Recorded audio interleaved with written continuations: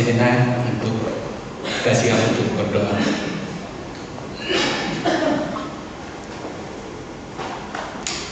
Marilah kita berdoa dalam nama Bapa dan Putra dan Roh Kudus. Amin. Allah Bapa yang Maha Kasih, sembah bakti sembah kami kepadamu, karena berkat-Mu senantiasa memelihara kami,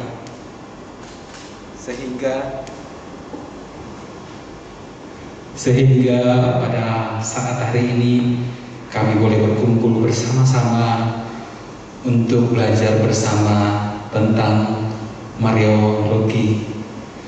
Utuslah Roh Kudus-Mu ke tengah-tengah kami, membimbing, menuntut kami, sehingga pelajaran ini, apa yang kami pelajari ini, boleh mendapatkan sesuatu bagi kami untuk perkembangan iman kami, sehingga dengan demikian kami semakin mampu melakukan kehendak-Mu di dalam kehidupan kami masing-masing. Acara kali ini kami serahkan sepenuhnya ke dalam tangan kasih-Mu. Biarlah kehendak-Mu saja yang terjadi selama acara ini. Kemuliaan kepada Bapa dan Putra dan Roh Kudus.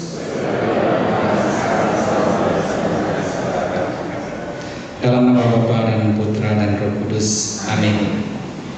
Terima kasih Pak Peter. Selanjutnya kata sambutan dari Pak Anwar. Monggo Pak.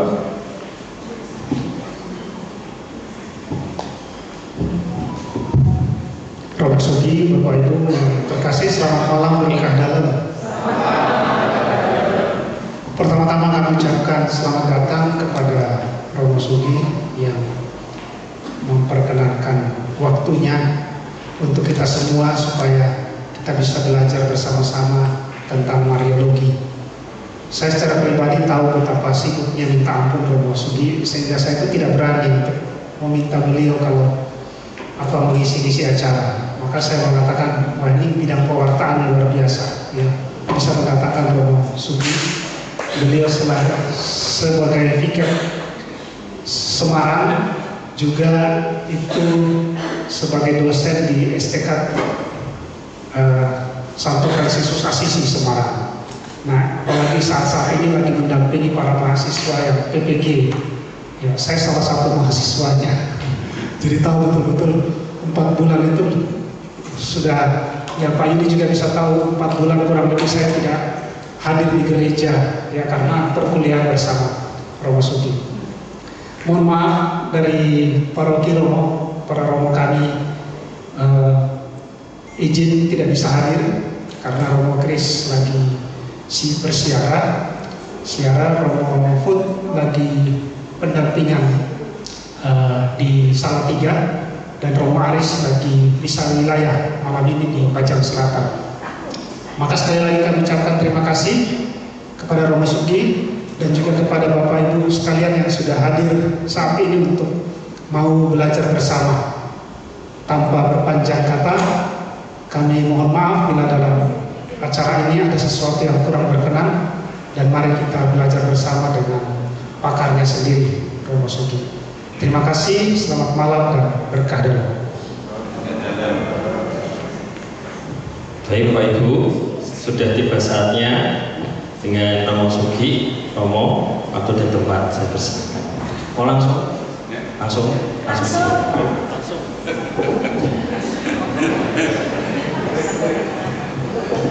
Para Bapak Ibu, selamat malam. Ya, senang bahwa setelah sekian lama kita akhirnya bisa ketemu lagi. Tidak tahu ada yang ketemu sudah kesekian, ada yang sekarang ini baru bertemu. Terima kasih bahwa saya diberi boleh ikut ambil bagian di acara ini sehingga punya alasan untuk meninggalkan Semarang. Jadi semenjak jadi VCAP itu kan wilayah saya ada di Semarang, sehingga kalau akhirnya masuk sampai Solo kayak gini kan sebenarnya bukan wilayah saya gitu. Kalau dulu masih di Komisi Kata-Ketik itu wilayahnya Sekoskopan. Nah sekarang ini karena sebagai bidang wilayah dibatasi di sana, sehingga ketika sampai di sini itu kalau nggak diundang pasti saya nggak masuk Solo. Terus tadi sampai sini, sebenarnya sudah sampai di bawah tapi nggak bisa masuk, karena ramai sekali. Akhirnya kata orang belum masuk Solo kalau belum ke Angkringan. Akhirnya menikmati wedangan Pak Bere. Iya, saya tahu ada ibu lewat depan saya, itu saya tahu. Dengan saya di depan itu. Tapi tidak tahu bahwa akan kesini, Bu, tak pikir mau ke pasar.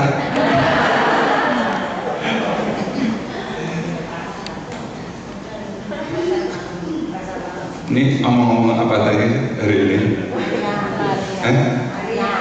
Maria ya. Es Maria gitu aja ya.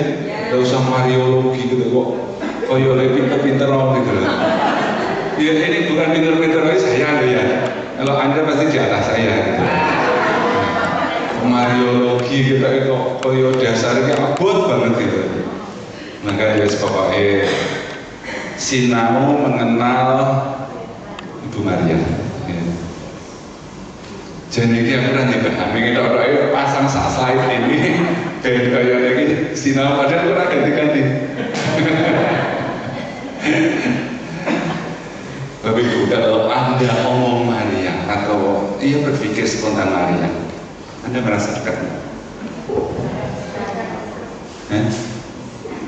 Merasa dekat, artinya dekat itu ya sering menyapa, sering berdoa, sering berkeluh kesah, sering pokoknya merasa beliau itu gak jauh dari hidup kita. Merasa enggak? Ya, saya berharap belajar bersama-sama pada kesempatan ini bukan hanya belajar mengenai ajaran-ajaran atau landasan-landasan ini dari kitab suci seperti apa, dari tradisi seperti apa, dari ya mungkin itu ada artinya, tapi biasanya metus kok ini lali ya. Jadi mau berpikir dulu jalur bahan padahal nama mahir di sini. Jadi bahwa kita tahu itu ya bersyukur bahwa kita sedikit dibuka wawasan-wawasan kita.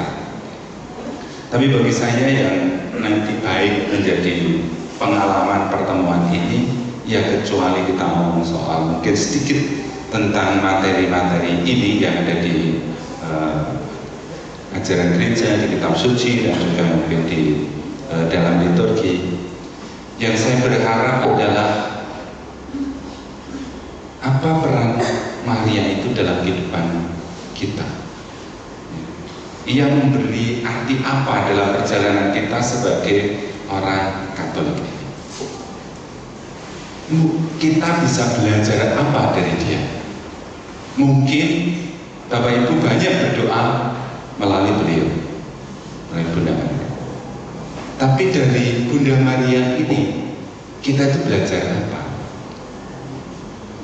Itu yang saya berharap, sehingga relasi kita itu makin hari juga makin ya ibu kita, bahwa di luar diri kita ini ada seorang ibu yang menemani hidup kita, menemani perjalanan iman kita, menemani pergumulan hidup kita, sehingga kita merasa tidak sendiri sebenarnya, tidak sendiri. Bapak Ibu hari ini bawa rosario. Bawa ya. Tadi kan bukan tidak rosario juga. Ya, saya juga kemana-mana itu selalu bawa di saku saya. Sempat berdoa ya berdoa, orang sempat doa ya minimal nang saku. Minimal kita ini wes nanggung badan kita itu ada rosario itu tidak tahu. Ayo atau pokoknya ada sesuatu yang lain. Ya. Jadi saya itu selalu bawa rosario kan di celana ya wes pokoknya rosario ini tidak celana yang baru yang dipakai begitu terus selama ini. Dan ya saya merasa secara pribadi banyak berhutang pada Bunda Maria atau banyak ditolong oleh Bunda Maria dalam perjalanan hidup saya, entah sebagai orang Katolik, entah sebagai imam, entah saat ini dalam tugas-tugas saya, entah dalam pergumulan iman saya atau harapan saya dalam kehidupan keluarga saya, Saya itu merasa ya, Bunda Maria membantu saya. Maka sebelum masuk pada pengalaman-pengalaman personal hidup kita atau pengalaman personal umat, ya kita berangkat sebenarnya Maria itu siapa? Gitu ya. Siapa di dalam gereja Katolik itu siapa?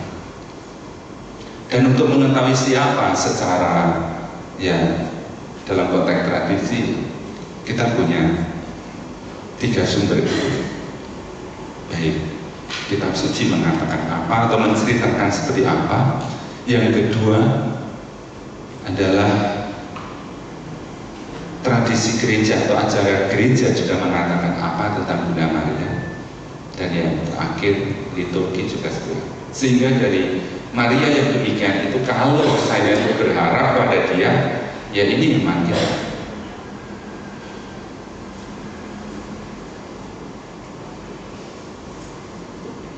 Ya, dari kitab suci.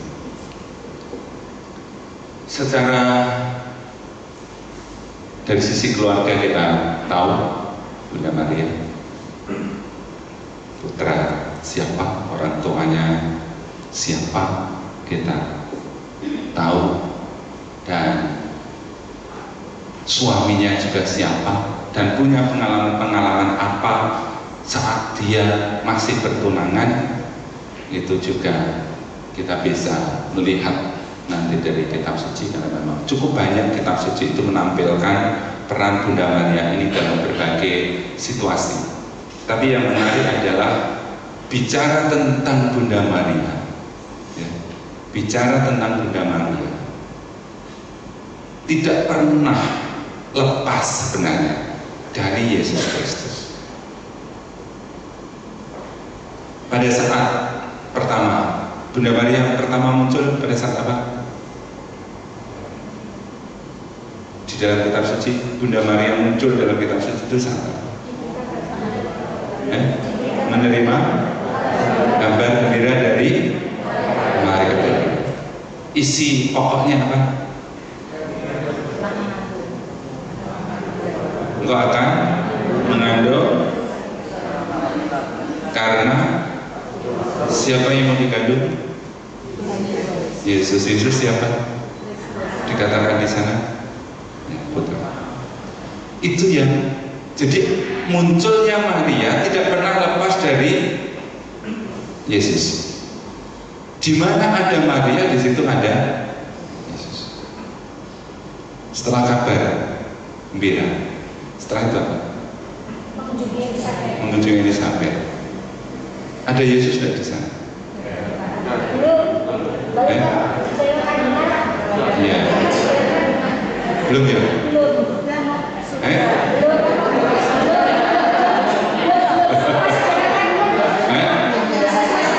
Iya.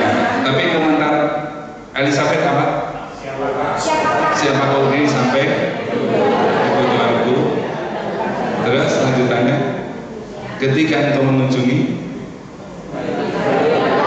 bayi dalam kandunganku melonjak kehadirannya. Itu karena Maria atau karena kandungan Maria? Berarti Yesus belum ada ya? Oh, udah.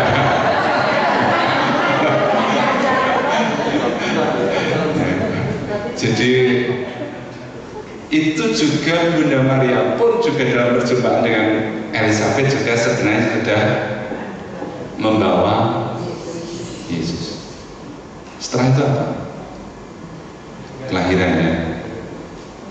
Setelah itu kelahiran, jelas kelahirannya. Setelah kelahiran apa? Mengungsi ke Mesir. Ada Yesus?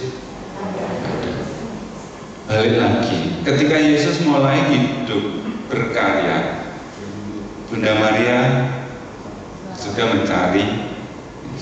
Jadi sekali lagi, keberadaan Bunda Maria tidak pernah jauh lepas dalam konteks relasi dengan Yesus. Ini kata kunci penting, kata kunci penting. Juga saat perkawinan di Kana, ada Yesus ya? Ini Maria ya.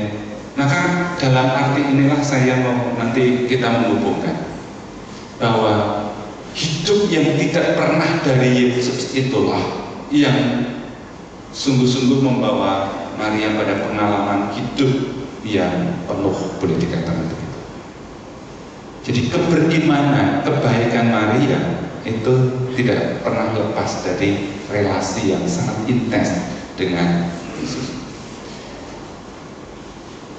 Tidak nampak pendidikan formal, tetapi kurang lebih kalau kita melihat Maria pada tampilan pertama itu kesan Anda apa? Saat mendengar warta Melek, itu kesan pertama Anda terhadap apa? Pribadi yang seperti apa?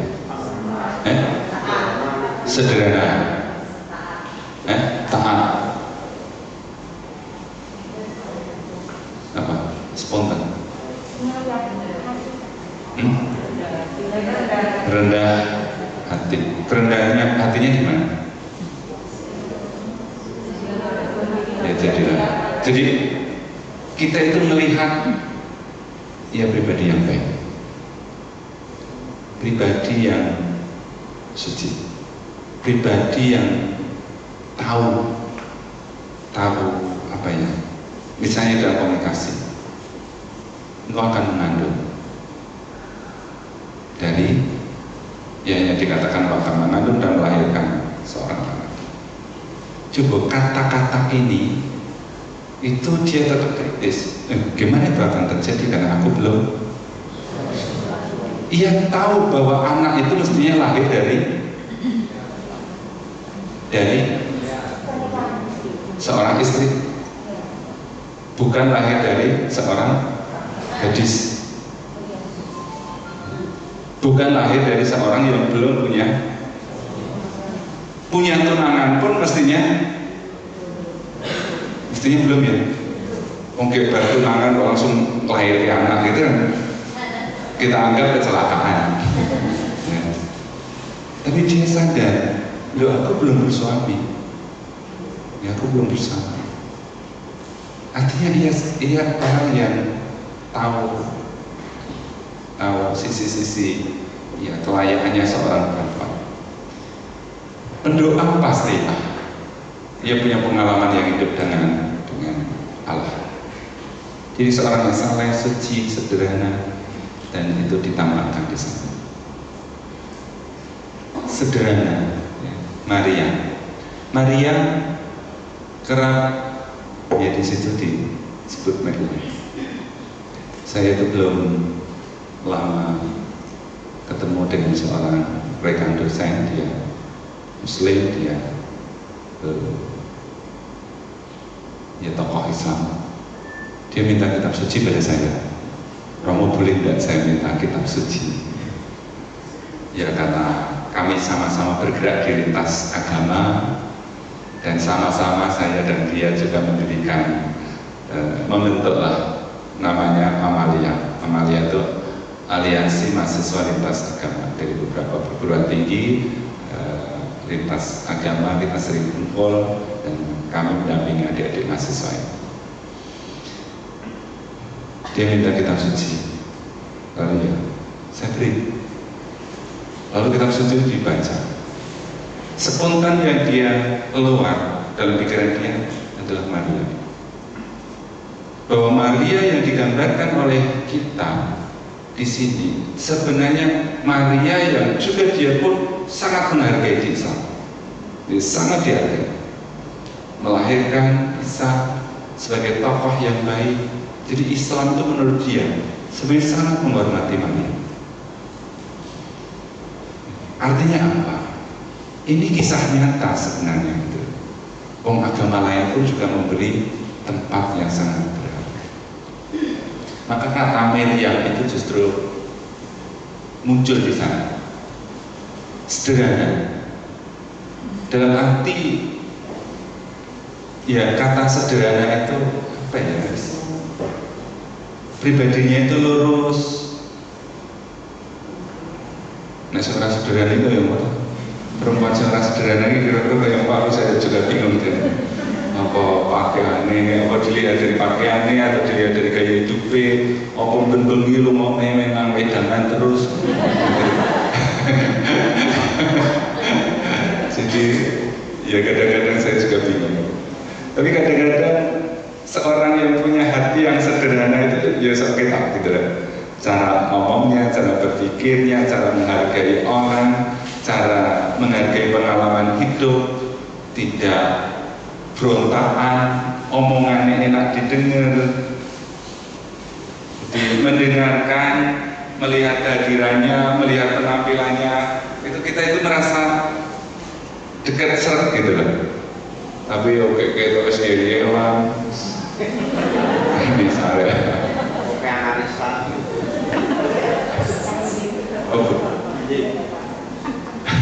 oke analisa.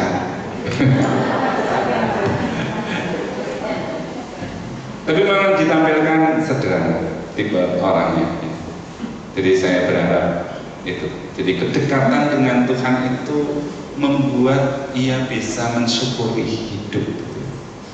Jadi hidup ini bisa disyukuri.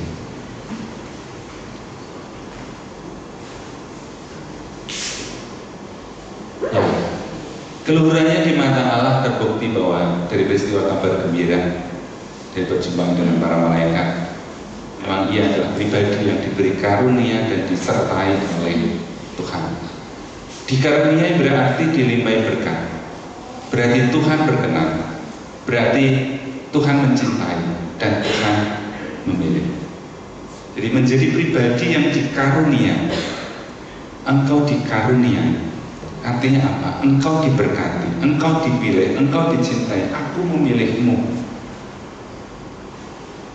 Menjadi pribadi yang sangat berharga di mata Tuhan hidupnya. Bukan karena apa-apa, tapi justru hidupnya yang tadi menampakkan kesederhanaan, pola pikirnya sederhana, sikapnya sederhana, mensyukuri. Jadi komunikasinya itu enak gitu ketika melihat komunikasi dia dengan malaikat Gabriel itu seperti seorang pribadi yang mendengarkan rencana Tuhan. Dan pada poin berikutnya yang kalau kita melihat Maria menerima tanggung jawab untuk menjadi bunda Allah. Kira-kira menurut Anda, misalnya ini ditawarkan jenengan, kira-kira belum ada, kira-kira ya, spontan.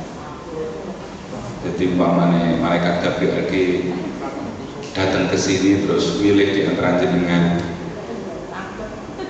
Bu, kok Bu ya?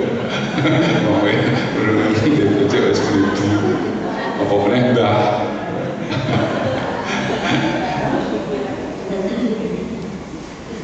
Tawaran ini menurut Anda, ini tawaran yang menggembirakan, wah ini anugerah yang besar, atau ini tanggung jawab yang besar? Ya. Kira-kira engkau akan menjadi bunda, terus tak bandingke engkau jadi prodiakon. Kira-kira jenengan milih jadi prodiakon itu beda?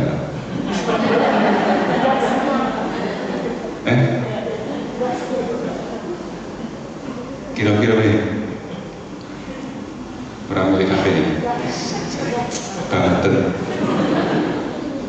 Jika sakit Gusti orang milih apa milih? Wes, engkau tak kehendaki malam ini. Apa milih sing ketelu? Ya, ini bukan hal mudah loh. Kelihatannya menyenangkan ya, kelihatannya wah jadi bunda Allah. Bahkan ada yang mengatakan, orang lain pun ada yang mengatakan, berbahagialah ibu yang menyusui engkau. Kan ada perempuan-perempuan lain yang mengatakan ketika melihat Yesus sing mbok menawi pancen ganteng, mbok menawi pancen bagus, mbok menawi pancen menjadi pribadi yang luar biasa. Lalu ibu-ibu yang lain berdoa, oh, berbahagialah ibumu ya, saya melahirkan dan menyusui engkau. Itu pandangan orang. Tapi Bunda Maria sendiri yang sebenarnya mendapat tanggung jawab, dipilih oleh Allah, melalui engkau akan lahir seorang penyelamat. Kira-kira lebih nyenengke apa enggak berita itu tuh? Ya biasanya nyenengke wong liya nih. Ini nggak dipilih tenan ya jane. Ini tanggung jawab. Memilih ini bukan untuk sebuah status bahwa hidupnya menjadi lebih besar, hidupnya menjadi lebih seolah-olah aku terpilih di antara yang lain sehingga ia lalu ada semacam kesombongan.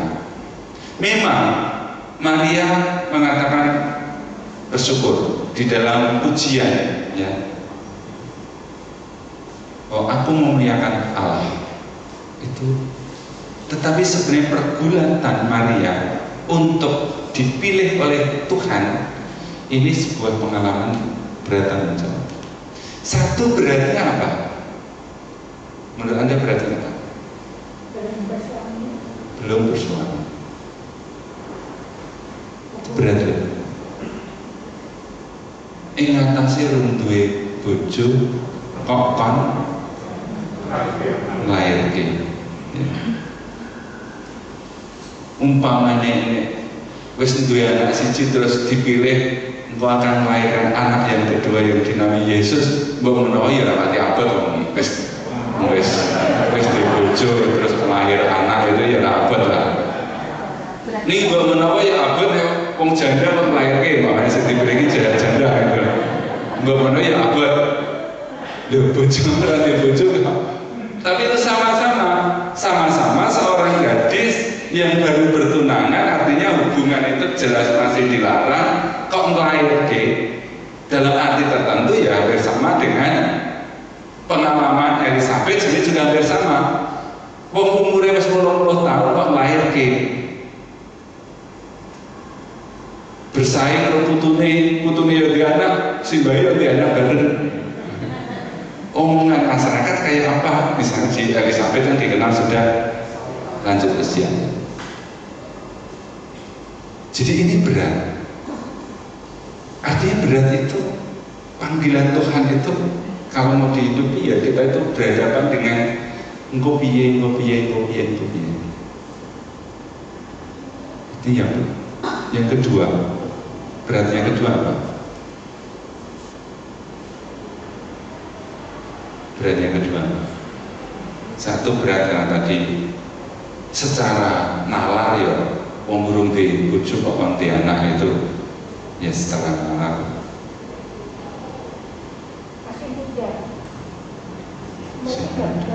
Umurnya jadi berapa ya? 13 ya. Ya wes manut dengan itu.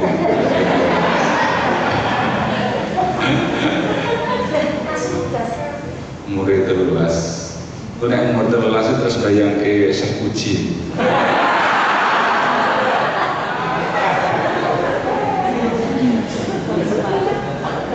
Zaman semana ya. Ya pokoknya masih muda ya. Satu pengalaman berat itu apa?